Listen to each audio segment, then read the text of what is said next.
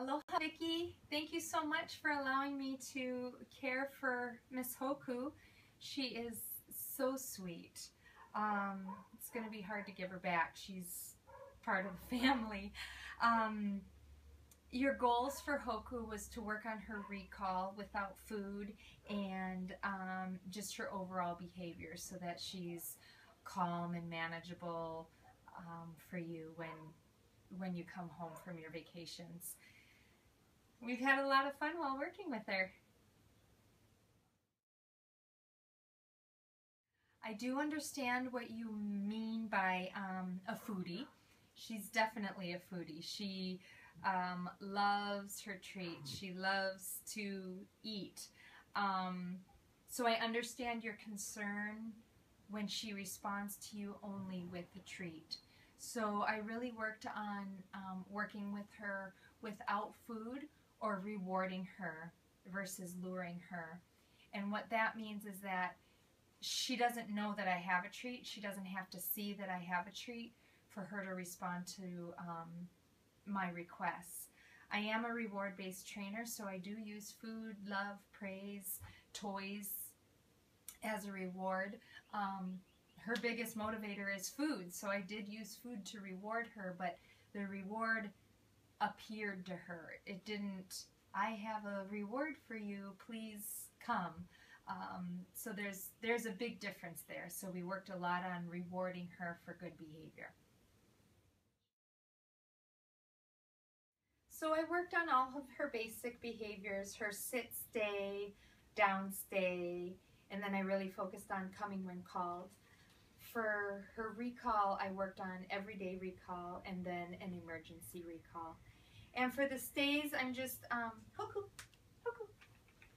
See if I can get her to turn around. My hand signal for stay is just the open palm in front of them, stay. And they should stay in one position until I say okay or come. Hoku, come. Good girl. Good, come. Good girl. So sit stays I use for short duration behaviors, such as sit stay for your food, sit stay before you walk out the door. But down stays, Hoku down, stay. I use it for longer duration. Great time to work on this is when you're cooking in the kitchen, when you're eating, when you're checking emails. Good stay, Hoku. She might come over and lay by your feet anyway and do a down stay, but it's very different if she decides to come over, lay down and stay versus you asking her to down stay. Good stay, Hoku. And I'll reward her for being a good girl. Good stay, Hoku. Stay.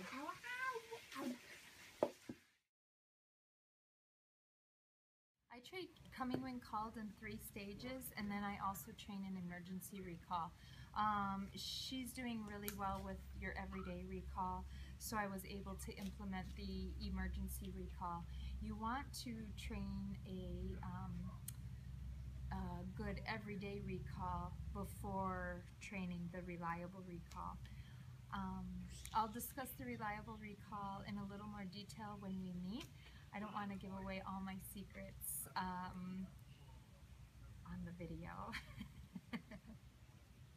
So for my everyday recall, Hoku can be anywhere in the house or the yard. You just call her name. Hey Hoku, Hoku, Hoku, good girl.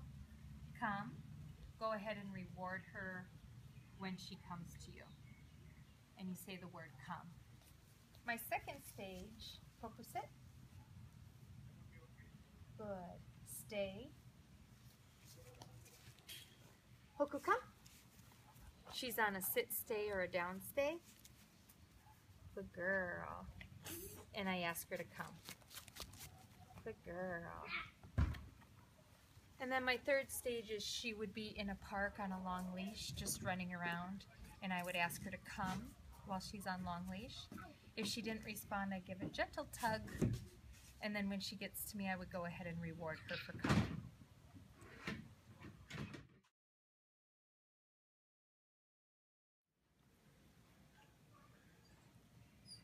Okay, I feel with boundary training it can be a life or death situation because dogs bolting out the door can run across the street, run away. So I find that this is a very important training for dogs. I always tell clients that nothing's 100% unless you have a physical barrier. That's why around our house I have a lot of double gates. Very, very important. Or putting latches up here where kids can't reach, so that if they try opening the door, the dogs can't get out because it's locked. So Hoku's doing very well with controlled opening up the door, telling her to stay. She's doing very well with that because she's trained well. But having a scenario where you just leave open the door is a different story. So pretend a child runs out the door, the door stays open. Good girl. You don't want Hoku to run out. So she did a very good job. So I'm taking treats and I'm tossing it behind her into the house. So her reward is staying into the house. The placement of reinforcement is very important here. Her reward is into the house. Okay. I'll physically show her the barrier. Doors are nice because you have the door jamb. No. So no means don't cross here. Good girl. I try to make it a situation where she wants to run out the door.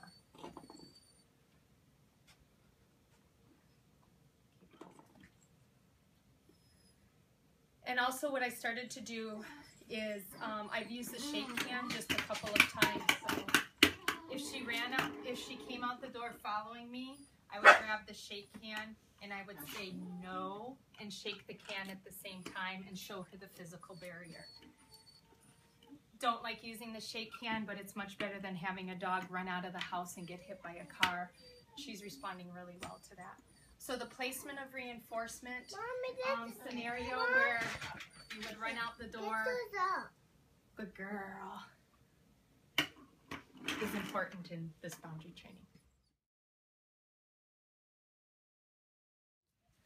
I do understand your concern about her only responding to you for food, because we definitely don't want that. As mentioned earlier, I do train with treats, so I use a lot of treats as rewards. So she did respond pretty well to me. If I'm not getting the response that I want, I would clap my hands, slap my legs, make noises to hopefully encourage her to come to me, and then I would reward her for doing so. Because if she thinks she's going to get a treat, you're golden. Because she just loves the food so much. So I still use a lot of food in training. I just don't let her know that I have it before we start the training. Thank you once again for allowing us to work with Hoku. She's been a lot of fun and very, very sweet. Thank you, Vicki. Aloha.